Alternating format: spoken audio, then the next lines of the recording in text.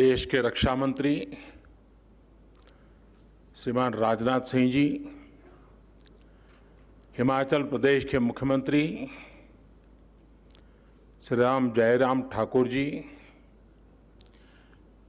केंद्रीय मंत्रिमंडल में मेरे साथी हिमाचलનો छोकरो अनुराग ठाकुर, हिमाचल सरकार के मंत्रीगण, अन्य जनप्रतिनिधिगण, chief of defence staff general Bipin Rawat ji, army chief, रक्षा मंत्रालय, बॉर्डर रोड ऑर्गेनाइजेशन से जुड़े सभी साथी और हिमाचल प्रदेश के मेरे भाइयों और बहनों, आज का दिन बहुत ऐतिहासिक है। आज सिर्फ अटल जी का ही सपना नहीं पूरा हुआ है, आज हिमाचल प्रदेश के करोड़ों लोगों का भी दशकों पुराना इंतजार खत्म हुआ है। मेरा बहुत बड़ा सौभाग्य है कि आज मुझे अटल टनल के लोकार्पण का अवसर मिला है। और जैसा अभी राजनाथ जी ने बताया, मैं यहाँ संगठन का काम देखता था। यहाँ के पहाड़ों, यहाँ की वादियों में अपना बहुत ही उत्तम समय बिताता था। और जब अटल जी मनाली में आके रहते थे तो अक्सर उनके पास बैठना, गपशप करना, और मैं और धूमल जी एक दिन चाय पीते पीते इस विषय को बड़े आग्रह से उनके सामने रख रहे थे। और जैसा अटल जी का विशेषता थी, वो बड़ी आंखें खोल करके हमें गहराई से पढ़ रहे थे कि हम क्या कह रहे हैं। फिर मुंडी हिला देते थे, हाँ भाई। लेकिन आखिरकार जिस बात को लेकर मैं और धूमल जी उनसे लगे रहते थे, वो सुझाव अटल जी का सपना बन गया, संकल्प बन गया, और आज हम उसे एक सिद्धि के रूप में अपनी आंखों के सामने देख रहे हैं। इससे जीवन का कितना बड़ा संतोष हो सकता है, आप कल्पना कर सकते हैं। अब से पहले, कुछ मिनट पहले, हम सब ने एक मूवी भी देखी और मैंने वहाँ एक पिक्चर गैलरी भी देखी, the making of Atal tunnel. अक्सर लोकार्पण की चकाचौंध में वो लोग कहीं पीछे रह जाते हैं जिनके परिश्रम से ये सब संभव हुआ है। अभेद्य पीर पंजाल का उसको भेद कर एक बहुत कठिन संकल्प को आज पूरा किया गया है। इस महायज्ञ में अपना पसीना बहाने वाले, अपनी जान जोखिम में डालने वाले मेहनतकश जवानों को, इंजीनियरों को, सभी मजदूर भाई बहनों को आज मैं आदर पूर्वक नमन करता हूं। साथियों, अटल टनल हिमाचल प्रदेश के एक बड़े हिस्से के साथ साथ नए केंद्र शासित प्रदेश लेह लद्दाख की भी लाइफलाइन बनने वाला है। अब सही मायनों में हिमाचल प्रदेश का ये बड़ा क्षेत्र और लेह लद्दाख देश के बाकी हिस्सों से हमेशा जुड़े रहेंगे। प्रगति पथ पर तेजी से आगे बढ़ेंगे। इस टनल से मनाली और केलोंग के बीच इसकी दूरी 3-4 घंटे कम हो ही जाएगी।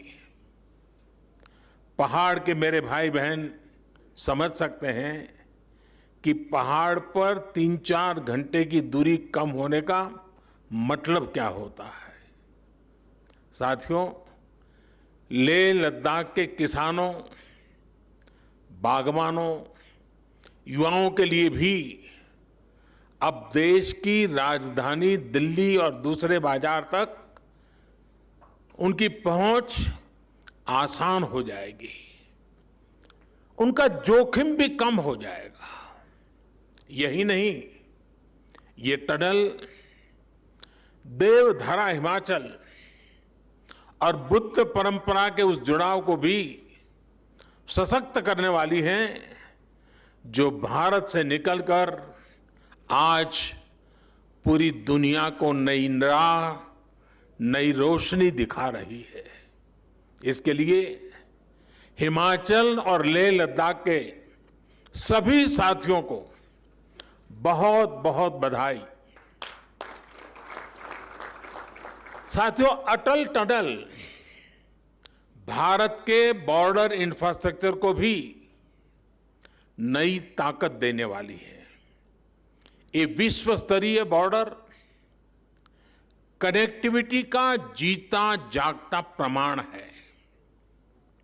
हिमालय का ये हिस्सा हो, पश्चिम भारत में रेगिस्तान का विस्तार हो, या फिर दक्षिण और पूर्वी भारत का तटीय इलाका, ये देश की सुरक्षा और समृद्धि दोनों के बहुत बड़े संसाधन है। हमेशा से इन क्षेत्रों के संतुलित और संपूर्ण विकास को लेकर यहां के इंफ्रास्ट्रक्चर को बेहतर बनाने की मांग उठती रही है, लेकिन लंबे समय तक हमारे यहां बॉर्डर से जुड़े इंफ्रास्ट्रक्चर के प्रोजेक्ट या तो प्लानिंग के स्टेज से बाहर ही नहीं निकल पाए, या जो निकले वो अटक गए, लटक गए, भटक गए। अटल टनल के साथ भी कभी कभी तो कुछ ऐसा महसूस भी हुआ है। साल 2002 में अटल जी ने इस टनल के लिए अप्रोच रोड का शिलान्यास किया था। अटल जी की सरकार जाने के बाद जैसे इस काम को भी भुला दिया गया। हालत ये थी कि साल 2013-14 तक टनल के लिए सिर्फ 1300 मीटर यानी 1.5 किलोमीटर से भी कम काम हो पाया था। एक्सपर्ट बताते हैं कि जिस रफ्तार से अटल टनल का काम उस समय हो रहा था, अगर उसी रफ्तार से काम चला होता तो ये सुरंग साल 2040 में जाकर के शायद पूरी होती। आप कल्पना करिए,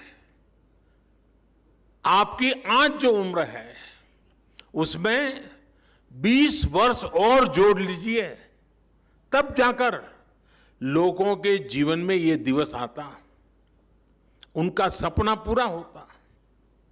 जब विकास के पथ पर तेजी से आगे बढ़ना हो, जब देश के लोगों के विकास की प्रबल इच्छा हो, तो रफ्तार बढ़ानी ही पड़ती है। अटल टनल के काम में भी 2014 के बाद अभूतपूर्व तेजी लाई गई। बीआरओ के सामने आने वाली हर अड़चन को हल किया गया। नतीजा यह हुआ कि जहां हर साल पहले 300 मीटर सुरंग बन रही थी, उसकी गति बढ़ाकर 1400 मीटर प्रति वर्ष हो गई। सिर्फ 6 साल में हमने 26 साल का काम पूरा कर लिया। साथियों, इंफ्रास्ट्रक्चर के इतने अहम और बड़े प्रोजेक्ट के निर्माण में देरी से देश का हर तरह से नुकसान होता है। इससे लोगों को सुविधा मिलने में तो देरी होती है, इसका खामियाजा देश को आर्थिक स्तर पर उठाना पड़ता है। साल 2005 में ये आकलन किया गया था कि ये टनल लगभग 950 करोड़ रुपए में तैयार हो जाएगी, लेकिन लगातार होती देरी के कारण आज ये 3 गुना से भी ज्यादा यानी करीब करीब 3200 करोड़ रुपए से अधिक खर्च करने के बाद पूरी हो पाई है। कल्पना कीजिए कि अगर 20 साल और लग जाते तब क्या स्थिति होती। साथियों, कनेक्टिविटी का देश के विकास से सीधा संबंध होता है। ज्यादा से ज्यादा कनेक्टिविटी यानी उतना ही तेज विकास। खासकर बॉर्डर एरिया में तो कनेक्टिविटी सीधे सीधे देश की रक्षा जरूरतों से जुड़ी होती है, लेकिन इसे लेकर जिस तरह की गंभीरता थी और उसकी गंभीरता की आवश्यकता थी, जिस तरह की राजनीतिक इच्छा शक्ति की जरूरत थी, दुर्भाग्य से वैसी नहीं दिखाई गई। अटल टनल की तरह ही अनेक महत्वपूर्ण प्रोजेक्ट्स के साथ ऐसा ही व्यवहार किया गया। लद्दाख में दौलत बेग ओल्डी के रूप में सामरिक रूप से बहुत महत्वपूर्ण एयर स्ट्रिप 40-50 साल तक बंद रही। क्या मजबूरी थी, क्या दबाव था, मैं इसके विस्तार में जाना नहीं चाहता। इसके बारे में बहुत कुछ कहा जा चुका है, बहुत कुछ लिखा जा चुका है, लेकिन सच्चाई यही है कि दौलत बेग ओल्डी की एयर स्ट्रिप वायुसेना ने अपने इरादों की वजह से शुरू हो पाई, उसमें राजनीतिक इच्छा शक्ति कहीं नजर नहीं आई। साथियों, मैं ऐसे दर्जनों प्रोजेक्ट गिना सकता हूं जो सामरिक दृष्टि से और सुविधा की दृष्टि से भले ही कितने भी महत्वपूर्ण रहे हो, लेकिन बरसों तक नजरअंदाज किए गए। मुझे याद है, मैं करीब 2 साल पहले अटल जी के जन्मदिन के अवसर पर असम में था। वहां पर भारत के सबसे लंबे रेल रोड बीच बोगीबील पुल को देश को समर्पित करने का अवसर मुझे मिला था। ये पुल आज नॉर्थ ईस्ट और अरुणाचल प्रदेश से कनेक्टिविटी का बहुत बड़ा माध्यम है। बोगीबील ब्रिज पर भी अटल जी की सरकार के समय ही काम शुरू हुआ था, लेकिन उनकी सरकार जाने के बाद फिर इस पुल का काम सुस्त हो गया। साल 2014 के बाद ही इस काम ने भी गति पकड़ी और 4 साल के भीतर भीतर इस पुल का काम पूरा कर लिया गया। अटल जी के साथ ही एक और पुल का नाम जुड़ा है, कोसी महासेतु का। बिहार में मिथिलांचल के 2 हिस्सों को जोड़ने वाले कोसी महासेतु का शिलान्यास अटल जी ने ही किया था, लेकिन इसका काम भी उलझा रहा, अटका रहा। 2014 में हमें सरकार में आने के बाद कोसी महासेतु का काम भी हमने तेज करवाया। अब से कुछ दिन पहले ही कोसी महासेतु का भी लोकार्पण किया जा चुका है। साथियों, देश के करीब करीब हर हिस्से में कनेक्टिविटी के बड़े बड़े प्रोजेक्ट्स का यही हाल रहा है, लेकिन अब ये स्थिति बदल रही है और बहुत तेजी के साथ बदल रही है। बीते 6 वर्षों में इस दिशा में अभूतपूर्व प्रयास किया गया है। विशेष रूप से बॉर्डर इंफ्रास्ट्रक्चर के विकास के लिए पूरी ताकत लगा दी गई है। हिमालय क्षेत्र में चाहे वो हिमाचल हो, जम्मू कश्मीर हो, करगिल लेह लद्दाख हो, उत्तराखंड हो, सिक्किम हो, अरुणाचल प्रदेश हो, दर्जनों प्रोजेक्ट पूरे किए जा चुके हैं और अनेकों प्रोजेक्ट पर तेजी से काम चल रहा है। सड़क बनाने का काम हो, पुल बनाने का काम हो, सुरंग बनाने का काम हो, इतने बड़े स्तर पर देश में इन क्षेत्रों में पहले कभी काम नहीं हुआ। इसका बहुत बड़ा लाभ सामान्य जनों के साथ ही हमारे फौजी भाई बहनों को भी हो रहा है। सर्दी के मौसम में उन तक रसद पहुंचाना हो, उनकी रक्षा से जुड़े साजो सामान हो, वो आसानी से पेट्रोलिंग कर सकें, इसके लिए सड़कों का जाल बिछाया जा रहा है।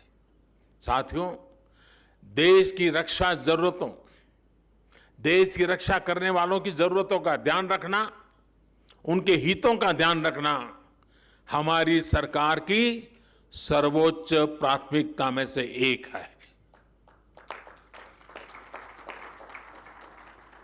हिमाचल प्रदेश के हमारे भाइयों बहनों को आज भी याद है कि 1 रैंक 1 पेंशन को लेकर पहले की सरकारों का क्या बर्ताव था।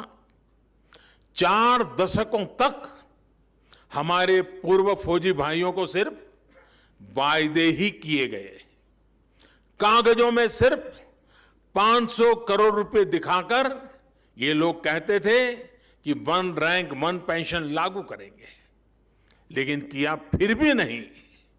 आज 1 रैंक 1 पेंशन का लाभ देश के लाखों पूर्व फौजियों को मिल रहा है। सिर्फ एरियर के तौर पर ही केंद्र सरकार ने लगभग 11,000 करोड़ रुपए पूर्व फौजियों को दिए हैं। हिमाचल प्रदेश के भी करीब करीब 1 लाख फौजी साथियों को इसका लाभ मिला है। हमारी सरकार के फैसले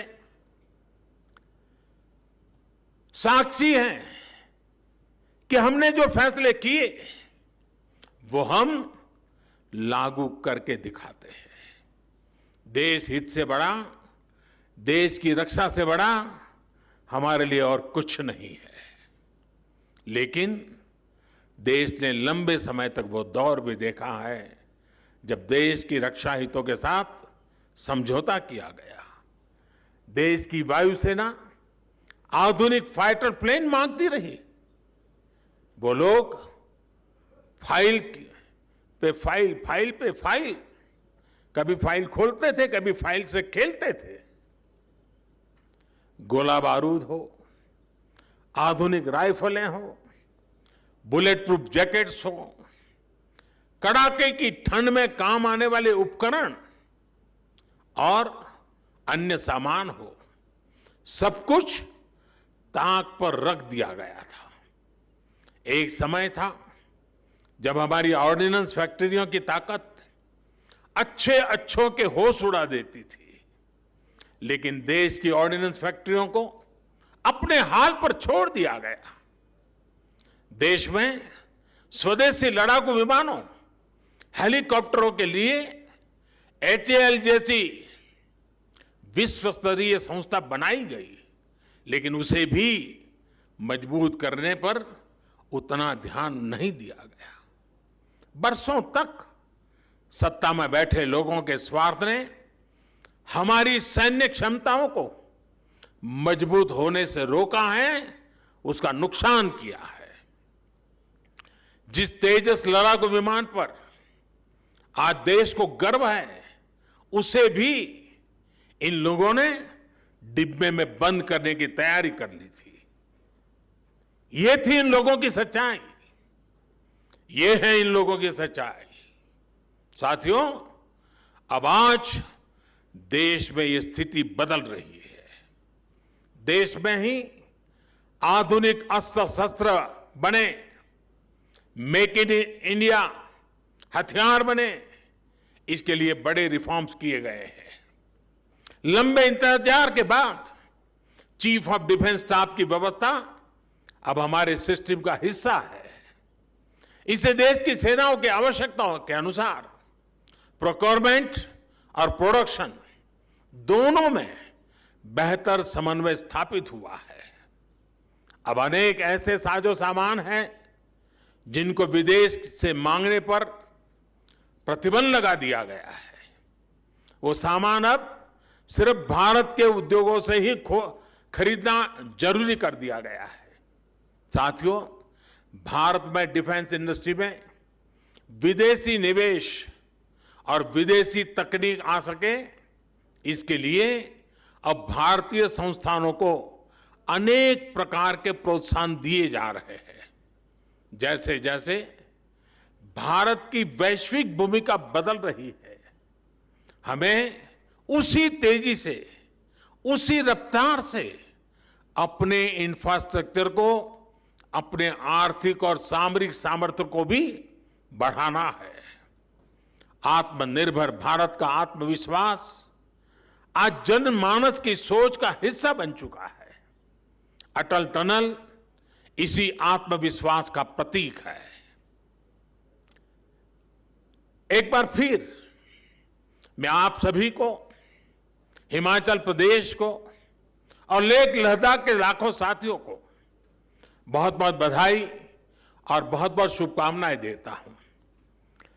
हिमाचल पर मेरा कितना अधिकार है ये तो मैं नहीं कह सकता हूं, लेकिन हिमाचल का मुझ पर बहुत अधिकार है। आज के इस कार्यक्रम में समय बहुत कम होने के बावजूद भी हमारे हिमाचल के प्यार ने मुझ पर इतना दबाव डाल दिया, 3 कार्यक्रम बना दिए।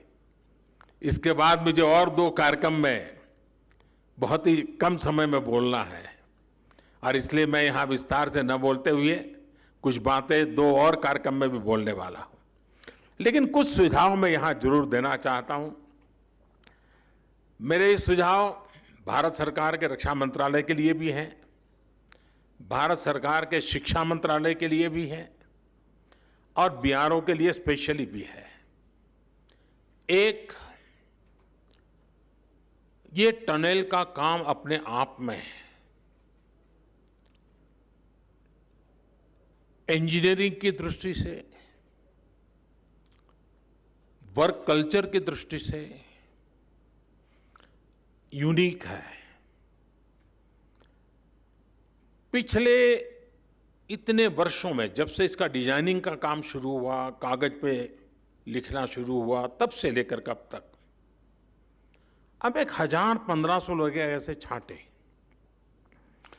मजदूर भी हो सकता है और टॉप व्यक्ति भी हो सकता है। उसने जो काम किया है, उसका अपना जो अनुभव है, उसको वो अपनी भाषा में लिखे। एक 1500 लोग पूरी प्रोसेस को अगर लिखेंगे, कब क्या हुआ, कैसे हुआ, एक ऐसा डॉक्यूमेंटेशन होगा जिसमें ह्यूमन टच होगा। जब हो रहा था तब वो क्या सोचता था, कभी तकलीफ आई तो उसको क्या लगा।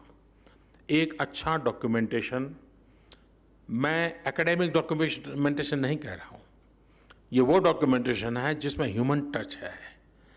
किसी मजदूर काम करता होगा, उस दिन खाना नहीं पहुंचा होगा, कैसे काम किया होगा, उस बात का भी बड़ा महत्व होता है। कभी कोई सामान पहुंचने वाला होगा, बर्फ के कारण पहुंचा नहीं होगा, कैसे काम किया होगा। कभी कोई इंजीनियरिंग चैलेंज आया होगा, कैसे किया होगा। मैं चाहूंगा कि कम से कम 1500 लोग हर स्तर पे काम करने वाले 5 पेज, 6 पेज, 10 पेज अपना अनुभव लिखे। किसी एक व्यक्ति को जिम्मेवारी दीजिए फिर उसको थोड़ा ठीक ठाक करके लैंग्वेज वगैरह करके एक डॉक्यूमेंटेशन करना चाहिए। और छापने की जरूरत नहीं है, डिजिटली बना देंगे तो भी चलेगा। दूसरा, मेरा शिक्षा मंत्रालय से आग्रह है कि हमारे देश में जितने भी टेक्निकल और इंजीनियरिंग से जुड़ी यूनिवर्सिटीज हैं, उन यूनिवर्सिटीज के बच्चों को केस स्टडी का काम दिया जाए और हर वर्ष एक एक यूनिवर्सिटी से 8-10 बच्चों के एक बैच यहाँ आए। केस स्टडी ये कैसे कल्पना हुई, कैसे बना, कैसे चुनौतियाँ आई, कैसे रास्ते निकाले, और दुनिया में सबसे ऊंची और सबसे लंबी जगह पे विश्व में नाम कमाने वाली इस टनल का इंजीनियरिंग नॉलेज हमारे देश के स्टूडेंट्स को होना ही चाहिए। इतना ही नहीं, ग्लोबली भी मैं चाहूंगा एमईए के लोग कुछ यूनिवर्सिटीज को इनवाइट करें, वहां की यूनिवर्सिटी केस स्टडी के लिए यहां आए, प्रोजेक्ट के रूप में स्टडी करें। दुनिया के अंदर हमारे इस ताकत की पहचान होनी चाहिए, विश्व को हमारी ताकत का परिचय होना चाहिए। सीमित संसाधनों के बाद भी कैसे अद्भुत काम वर्तमान पीढ़ी के हमारे जवान कर सकते हैं, इसका ज्ञान दुनिया को होना चाहिए। और इसलिए मैं चाहूँगा कि रक्षा मंत्रालय, शिक्षा मंत्रालय, एमईए, बीआरओ सब मिल करके एक प्रकार से लगातार ये एजुकेशन का हिस्सा बन जाए। टनल का काम हमारी एक पूरी नई पीढ़ी से तैयार हो जाएगी। तो टनल एक इंफ्रास्ट्रक्चर बनेगा, लेकिन मनुष्य निर्माण भी एक बहुत बड़ा काम होता है। हमारे उत्तम इंजीनियर बनाने का काम भी ये टनल कर सकती है, और उस दिशा में भी हम काम करें। मैं फिर एक बार आप सबको बहुत बहुत बधाई देता हूँ, बहुत बहुत धन्यवाद देता हूँ, और मैं उन जवानों का अभिनंदन करता हूँ जिन्होंने इस काम को बखूबी निभाया है, बखूबी पूरा किया है और देश का मान बढ़ाया है। बहुत बहुत धन्यवाद।